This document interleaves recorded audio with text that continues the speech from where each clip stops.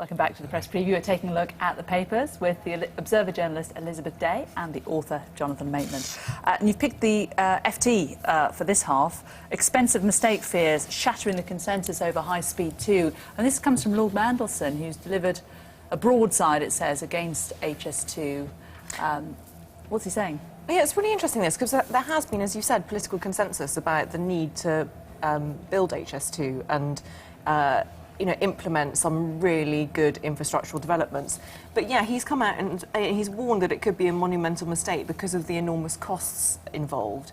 But what's very interesting about it is that it seems to be an incredibly sort of frank interview that he's given here and that the FT has reported, because he used to support HS2, but he said that Labour only backed the project in 2010 as a politically driven decision to paint an upbeat and optimistic view of the future after the financial crisis.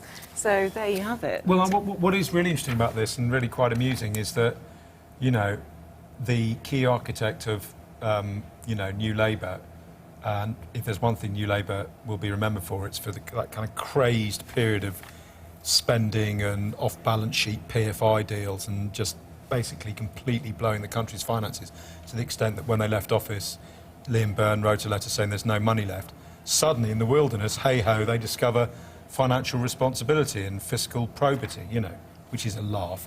But actually, it is very interesting because it's a £50 billion project involving our money, and the cornerstones on which it was built was that it would increase productivity and stuff. But apparently the figure that they based that on didn't take into account that people like to work on trains. Because the one thing you do on trains is work.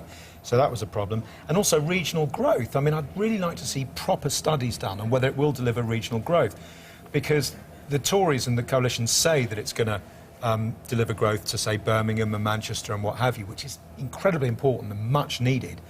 But the worry is that it's just going to be one way. It's just going to make London and the South East even bigger and even more prosperous.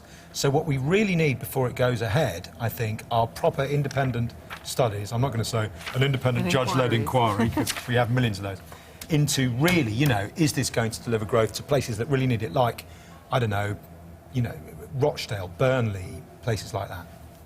Do you think it has been overblown, the benefits, Elizabeth? It's so difficult to tell because we are sort of discussing it in a vacuum, as you say, where there hasn't been enough research done.